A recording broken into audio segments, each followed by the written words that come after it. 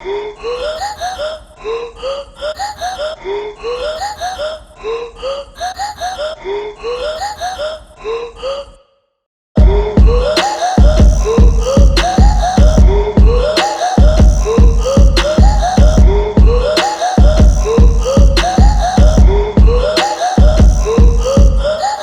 guys, welcome back to another episode of True Life Session. We're on episode 12 and we are going to be talking about rest today. I'll be your host. My name is Chelsea. I'm the marketing director for Western Oregon FCA, and I decided to bring in one of my favorite humans to talk about one of the topics that God's been taking us through as of late. Cam, what's up? Hey, what's up, y'all? Great to be here. Cam, I love you so much. How are you connected to FCA, or what's your experience been with FCA? Yeah, so I guess you could say technically I'm like an FCA alum. A few summers ago, I was the marketing intern at the Western Oregon FCA. That's right. And it was amazing. Yeah. Yeah, she was on the summer that I started on staff. So yeah, just pure friendship since then. Nothing but. Miss Cameron, what would you say your most memorable memory was during your internship with FCA? Wow, so many. It's kind of hard to pick. I'm afraid of what's about to come. I think my favorite was probably when you were in a bubble suit walking down Main Street in West Lynn. That was pretty baller. Definitely happened. We got a lot of looks. Yeah. Oh, yeah. Mostly judgmental, I would say, but I loved it personally. Yeah, no, your girl was rocking the bubble suit. Yeah. I mean, do you blame them though? Like, I don't. Eyes on Not me. me. So since we're talking about rest today, sorry, we're just going to go with a hard transition there. Talking about rest today, for the activity, we decided we're going to do some creation because God first created and then he rested. Yes, he did. Right? Let's preach about Genesis. Michael did us the favor of giving us a couple of prompts, or subjects to paint. So we're going to pick one. Okay. And we're going to have to paint that while we talk about rest. Does that sound good? No, it's going to be great. Okay. Yeah, I'm Beautiful. ready. My armpits are sweaty. All right. I got mine. Which one are you getting? Should we tell the people? Good. Should we tell the people? All right. Michael says to tell the people. A tattoo you would get. Oh, easy money. I got this, kid. All right. It's really good. Mine's a sunset, which is one of my favorite things of all time. That's easy. And really easy. Can come up with more challenging things, but we're doing this. All Sorry, right. I'm just joking. Thank you. Anyway, we're back. Okay, Cam, why do you want to talk about rest? Yeah, let's see. I'll start painting while you introduce. I feel like this season I've just been like going nonstop. Like work's just been really crazy. Like there's some transitions happening, and so I'm picking up quite a bit of work. And also just like times of COVID are really difficult in a way. Like it feels more busy even though I'm at home. Like for instance, my office is in my bedroom. So there's maybe like a foot between my desk and bed. And so the separation between work and life is like very blurred, which is kind of scary and hard, but we're navigating it. But yeah, so recently, since I've been feeling like I'm running on empty, I just had like one day where I just sort of broke down in a sense. Like I just couldn't go anymore and started praying about it and talked to my mom, which shout out to all the moms out there. Honestly. So wise. The true goats right there. We all need it. And she basically told me like on the seventh day in Genesis 2, God rested, and that wasn't for God. Let's just say God doesn't need rest. Yep. We do. And I was like, dang, yeah, like I've literally run myself to the point of exhaustion and I need to rest. And that's like something that is so life-giving, and he did it for a reason. So yeah. Learning how to rest in those seasons of craziness. Yeah. Okay. I love that. That's why you want to talk about it, because I'm right there with you. Yeah. I love that you pointed out that God doesn't need to rest, but on the seventh day he chose to. I think it's so gracious of him, in my opinion, to put that pattern in place before I came into existence, before you came into existence. Like he knew that we couldn't operate out of a healthy place without taking the Sabbath and resting. Totally. So what does it look like for you to rest well? Because I feel like, especially coming out of COVID, or hopefully coming out of the season of COVID, Lord, hear our prayer. It's calming down at least. I feel like people are kind of operating out of like I've been resting for over a year now, it seems, Yeah. and like I don't want to rest anymore, but Mm-hmm. they could also be coming out of a place of resting looks like Netflix and just Right. So what does it look like to you to rest well? Yeah, great question. I feel like before I get into what it is like to rest well, I kind of have to talk about what it is to not rest well. So you already kind of, oh, no paint coming out there. Already kind of touched on it, but okay, we are struggling. Netflix is something that I think at the start of quarantine, I was like, yes, like I'm going to watch all my favorite shows. Like this is beautiful. Like I will watch The Office over and over again. But then I realized like when I was doing that, it was not life-giving. Like I was just numbing a lot of feelings and a lot of things that I was dealing with. It was sort of like a way to escape from reality because you're just like watching the show. You're not actually maybe thinking about your day or doing things that are actually reflective and positive for you.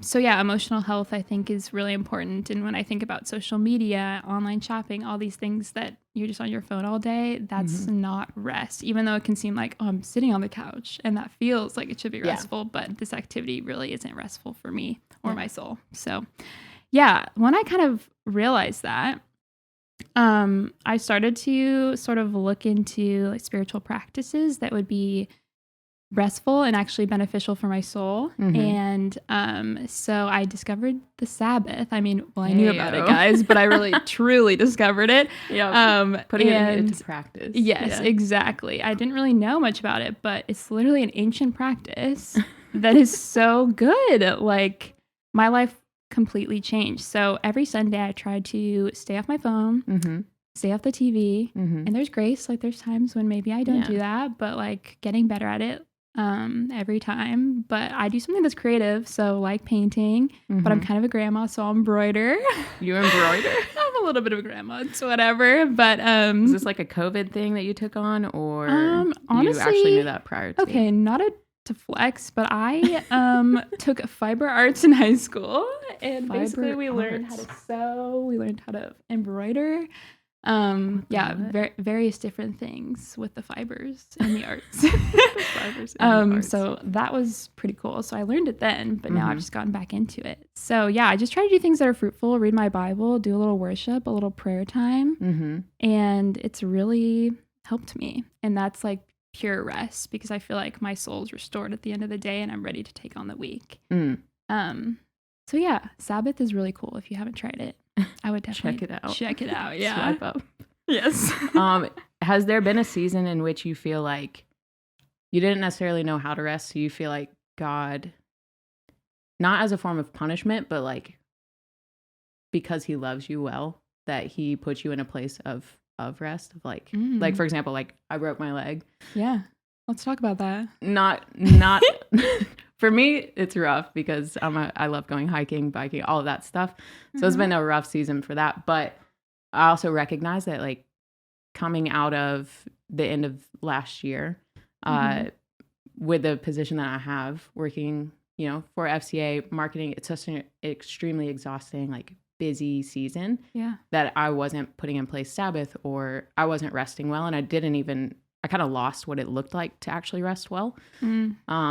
So I feel like in God's grace, a month after that busy season, I feel like he put, again, not like God's a good God. So I don't see this as like punishment from him. But I think like he had to put me in a season in which I had no choice anymore, but to rely on the strength in him.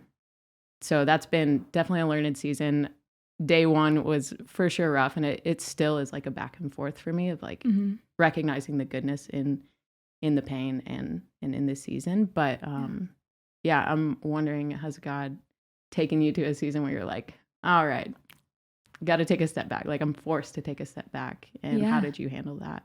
That's super good. I think that's happened to me multiple times because I'm definitely like, well, Enneagram too. Hate to bring up the Enneagram, but it's so relevant. I love to help people. And so sometimes that means putting myself way below, like in my emotional health and my physical health, way below what it should be. And then pretty much giving all of myself to other people and then leaving basically the scraps for God. And I'm like, hi, here I am. I'm pretty wrecked. Right.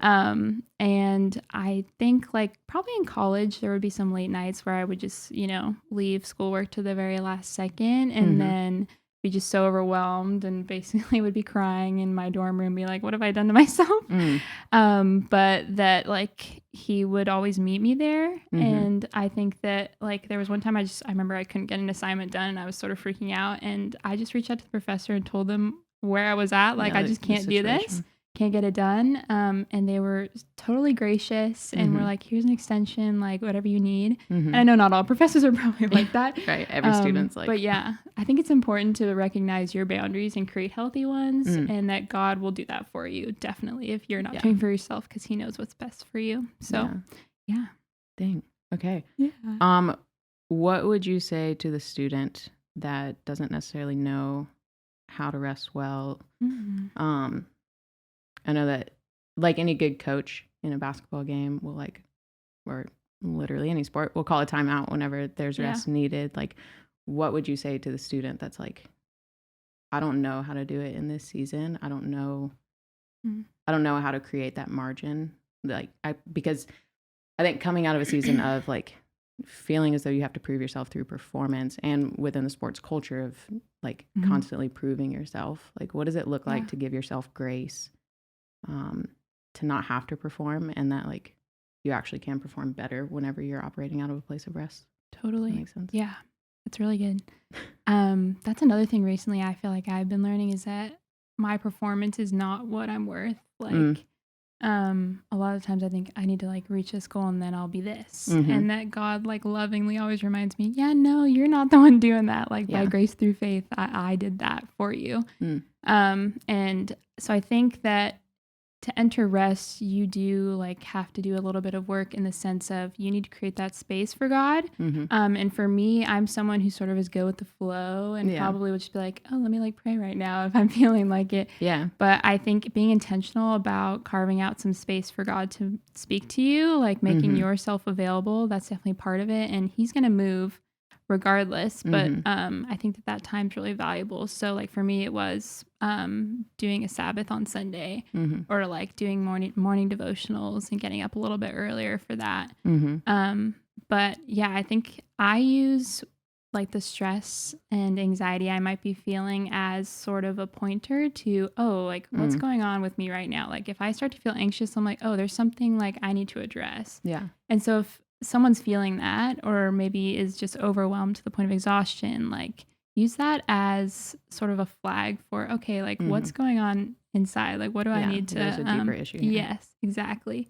And just creating that space for God to speak to you and heal that is I think more powerful than is talked about in the society today. So yeah.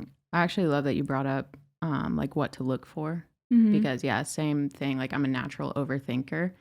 And so if I'm like that's regular to me is to be overthinking all the time. So I don't necessarily notice like, all right, Church, like you're in your head way too much now. Like this is a red flag. Yeah. So yeah, no, I really appreciate you pointing out like know yourself well enough to know like that this is kind of next level. Like we need to take a step back. Yeah.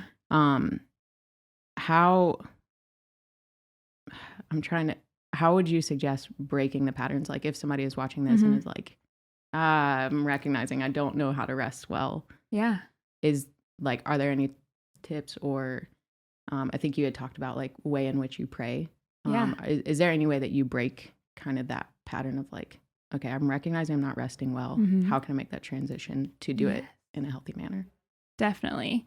And I want to like preface this by saying it's okay to not just like immediately be like, like I am basically just resting all the time. I'm really good at Sabbathing. Like I'm really good at all these spiritual practices. Like it doesn't happen overnight. And I think that there's like leave grace for that because no one's going to be that good. I mean, Jesus is, but we have a little bit of ways to get there. So be gentle with yourself. I think that's really important. But yeah, I like to pray the Psalms.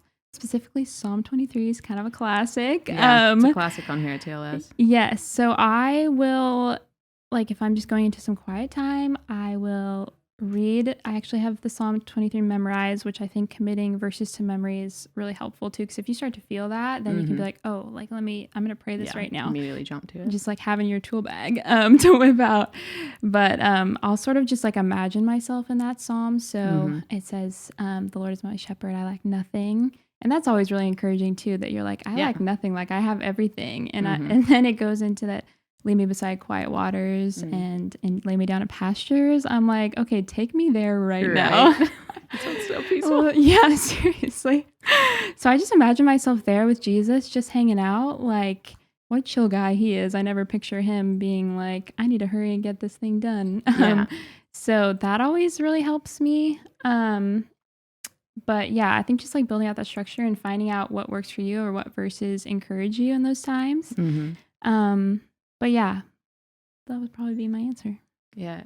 I think that you made a really good point about Jesus and the way in which he conducted himself. Like, I think also often, like, Michael typically points out or tends to point out that, like, he retreated to the wilderness and, like, was with the Father. And I think finding that space to, like, get alone and kind of reset, like, first with God, but then also watching Jesus, like, in his ministry, like he met the woman at the well. He didn't run after her. He didn't ask her to like join him for a walk. Like he sat with her. And I think there's something special about like the posture in which he takes whenever he meets people where they're at.